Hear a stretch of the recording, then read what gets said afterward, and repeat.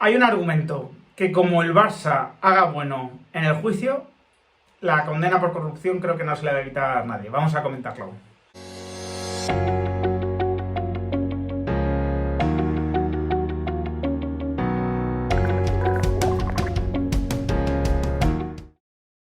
Muy buenas a todos, ¿qué tal? Aquí estamos un día más, ¿no? Con el caso Negreira. Ayer hubo un especial en 4, ¿no? Pues sobre este asunto. La verdad es que, ¿qué queréis que os diga, no? Me quedo con algunas aportaciones que sí que fueron de valor, pero la mayoría fue algo ya conocido, argumentos en algún caso que ya se han demostrado que son falsos, ¿no? Y bueno, digamos que pudo tener, ¿no? Un valor televisivo y un valor para la gente que a lo mejor esté un poco más al margen, ¿no? De las redes sociales y que se informa a través de la televisión, pero realmente para los que estamos muy metidos en el asunto no nos aportó, creo que nada nuevo, ¿no? Recordad, ¿no? Que este tema del caso Negreira saltó hace ya creo que casi 6 semanas, ¿no? Hace casi 6 semanas que forma parte de nuestras vidas este caso y hemos ido descubriendo nuevas cosas, ¿no?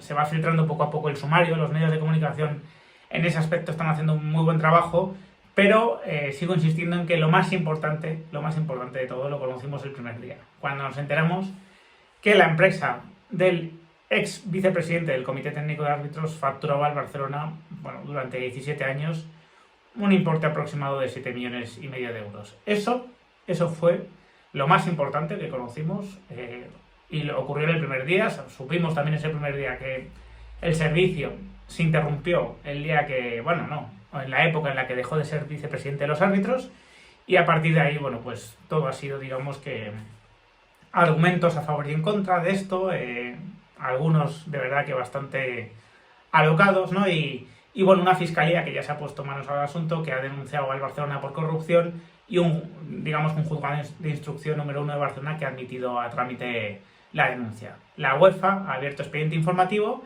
y en esas estamos, ¿no? Esperando a ver si hay novedades o no en cuanto a la FIFA y vemos cómo avanza todo este asunto.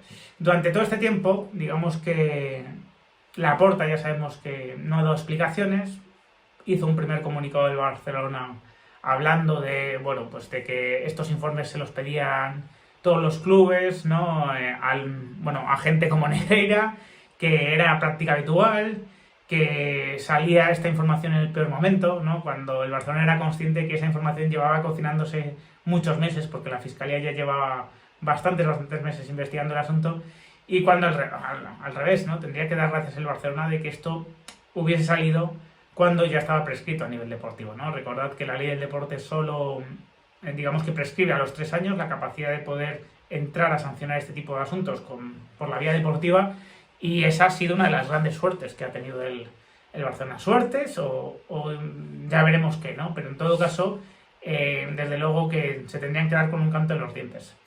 Desde ese comunicado, pues el anuncio de que iban a dar una rueda de prensa, que no ha llegado todavía, ya veremos si llega en algún momento, filtraciones de denuncias a las personas que estamos informando sobre este asunto y bueno, y demás cosas, ¿no? A partir de ahí, ¿qué argumentos han esgrimido pues los portavoces del barcelonismo a la hora de defender pues estos pagos, ¿no? Por parte del Barcelona? Veremos que hay uno, que es el que voy a comentar al final, que es el que se está consolidando con más fuerza y que para mí es demoledor para el Barcelona. Para mí, digamos que las consecuencias jurídicas de utilizarlo son descomunales, y es posible que sea el único argumento realmente que tiene el Barcelona, ¿no? Bueno, nos empezaron contando que esto, lo que se contrataban eran informes, ¿no? Que se contrataban informes y que por tanto, bueno, que podían ser un poco caros esos informes de 7,5 millones, pero que realmente era lo que se contrataba. Bueno, este argumento poco a poco ha ido perdiendo muchísimo peso, lógicamente, porque, claro, estos informes los hacía el hijo, no los hacía el padre. El padre facturaba una cantidad muy importante, el hijo, por otro lado, facturaba otra cantidad a través de su sociedad y no se la facturaba directamente al Barcelona, sino que para guardar las apariencias, ¿no? Y aquí hablo de las declaraciones literales del hijo se la facturaba una empresa, 3EP 2014, que era de un directivo del Barcelona, bueno, pues este argumento, como digo, quedó desacreditado a partir de ese momento. Los informes, en todo caso eran los del hijo, no fueron durante todas las épocas, y además eran informes que no conocían ni siquiera los cuerpos técnicos de Valverde, del Tata Martino y creo que de Guardiola también se llegó a comentar. El padre no hacía informes, ¿no? Y de hecho el padre, en su declaración a Hacienda, a Hacienda, dijo que su trabajo no se trasladaba a un documento, sino que eran asesorías técnicas verbales, ¿no? Entonces, este argumento de los informes, que incluso ha estado en portadas de periódicos y que se le ha intentado dar un peso, quedó, bueno, pues totalmente, para mí, sin ningún tipo de trascendencia jurídica, pues muy pronto, ¿no? De hecho, la Fiscalía habla de un acuerdo verbal y no habla para nada de esos informes, ¿no? También se habló que Negreira no tenía ningún tipo de peso en el Comité Técnico de Árbitros. De hecho, esto es algo que ha defendido el propio Medina Cantalejo, ¿no? De manera bastante vehemente. Claro, a veces sacó un documento en el 96 donde el propio Negreira era uno de los que aplicaba, junto con Sánchez Arminio, ese índice corrector que determinaba el futuro de los árbitros, ¿no? Para arriba, para abajo, ¿no? Ese índice corrector podía pasar, por ejemplo, a Pérez Lasa, del número 17 al número 4, ¿no? Y lo mismo ocurría al revés. Entonces, Roures comentó también que Negreira era un habitual del palco del Camp Nou donde hacía informes técnicos para el CTA.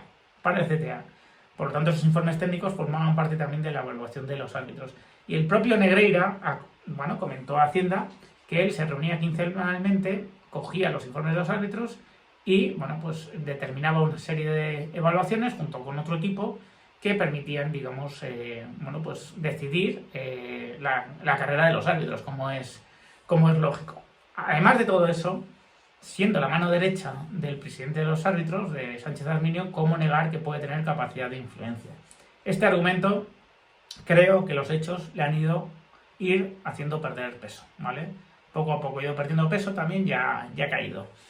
También hay un argumento de, el Barcelona, como se sentía perjudicado, tradicionalmente lo que buscaba era información, ¿no? Información de dentro del CTA, de alguna manera para tener argumentos después a la hora de recurrir las tarjetas, de denunciar los arbitrajes a favor del Madrid. Pues esta información, no niego que fuese una parte del servicio, pero también, digamos que también ha ido cayendo, digamos, el peso de este argumento, porque, lógicamente ya sería el reconocimiento de alguna manera de cierto tráfico de influencias, de cierto tráfico de información confidencial, y además, pues no se podría justificar para nada el precio que se pagaba para eso, ¿no? Desde luego que es imposible, ¿no? Pagar 7,5 millones de euros para que te digan, pues qué se habla en el Comité Técnico de Árbitros sobre el Madrid, sobre el Barcelona y este tipo de cosas. Que se ha demostrado que el hijo también, a través de sus informes, trasladaba esa información, pero de nuevo, el hijo a través de los informes, no tanto el padre, ¿no? Y pues estamos llegando, ¿no? Estamos llegando al argumento que se está consolidando y que para mí es demoledor, absolutamente demoledor para el Barcelona, aunque seguramente sea el más cercano a la verdad, ¿no? Seguramente sea el más cercano a la verdad y por eso es el que se está consolidando entre los portavoces. Recordad que Negreira sacaba dinero del cajero compulsivamente o del cajero o a través de cheques y que eso es una de las cosas que está investigando la Fiscalía, ¿no? Para esto, desde luego, no tienen muchas explicaciones. Sí que se ha dicho, ¿no? Como otro argumento, que esto era simplemente, ¿no? Para expoliar al Barcelona, que esto era era un instrumento que se utilizaba para expoliar al Barcelona de alguna forma, ¿no? Y conseguir, cobrar, ¿no? Del Barcelona siendo directivo, cuando en teoría no podrían cobrar. Pero este argumento yo creo que pierde mucho peso en el momento en el que se mantuvo esta estructura durante tantísimos años, ¿no? Durante 17 años, con diferentes presidentes, con diferentes directivos. Puede que si esto fuese durante 2 o 3 años, se pudiese justificar ese argumento, pero durante 17 años parece tremendamente complicado, ¿no? Aparte de que, ¿quién va a ser tan bobo para utilizar al vicepresidente de los árbitros para expoliar a su club, ¿no? ¿Quién va a ser tan sumamente bobo? ¿Quién va a tener, digamos, también la precaución de contratar al hijo a través de sociedades interpuestas y contrata directamente al padre para expoliar, digamos, al Barcelona? No parece que tenga mucho peso, ¿no?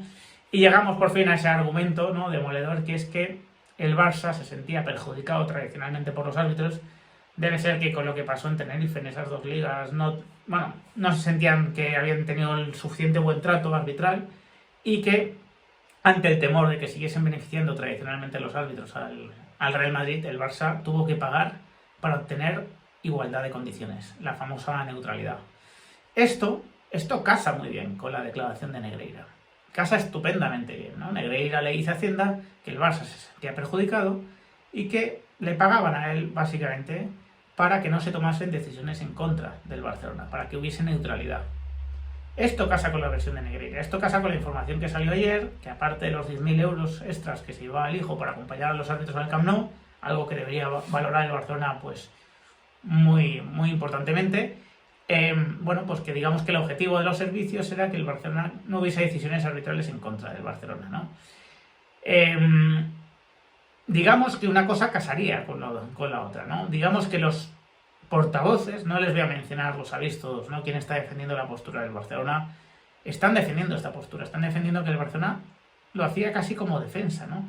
De hecho, creo que se llama Perrín, ¿no?, el exdirectivo que decía que el Barcelona se sentía tradicionalmente perjudicado y que por lo tanto, pues lo que estaba haciendo era digamos que defenderse, ¿no? Defenderse frente a ese agravio comparativo.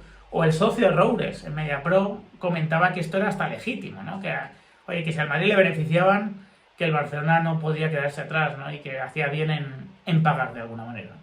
Este argumento se corresponde exactamente con el delito de corrupción en el deporte.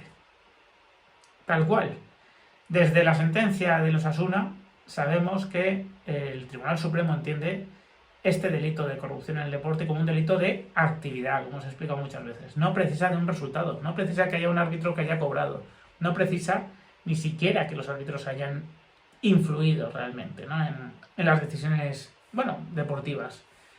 Precisa que el Barcelona pagase con la intención de influir de alguna manera, aunque fuese buscando la neutralidad, aunque fuese de esa manera, que ya como os comenté ayer, si yo voy a una inspección de Hacienda y pago un sobre para que a mi cliente le hagan una inspección neutral, una inspección que no le perjudique, esto se va a entender como cohecho en cuanto coja el dinero el inspector, ¿no? O lo mismo con un juez, pues aquí lo mismo, ¿no? Aquí es exactamente lo mismo. Un órgano como el de los árbitros, que se presume que debe ser neutral, no debe ser en ningún momento financiado o pagado para obtener esa neutralidad. Y en todo caso, si lo que buscas es la neutralidad, lo que estás buscando es influenciar también a los árbitros. La neutralidad, además, es, digamos que por definición subjetiva, ¿no? Entonces, este reconocimiento de que se pagaba para obtener una neutralidad reconocería el hecho de que se veía en Negreira una figura que podía lograr esa neutralidad, que podía tener esa influencia en los árbitros, aunque simplemente fuese para que se comportasen de una manera neutral, ¿no?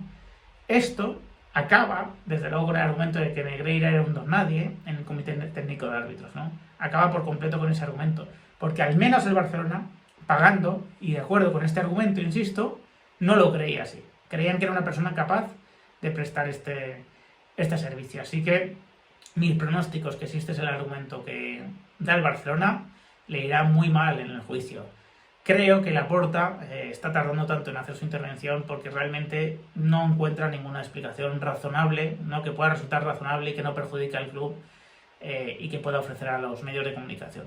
Así que seguiremos comentando este asunto, por supuesto. Sin más, me despido, espero vuestros comentarios. Si os ha gustado el vídeo, dejad un like, compartidlo y suscribiros al canal los que no estéis. Un fuerte abrazo.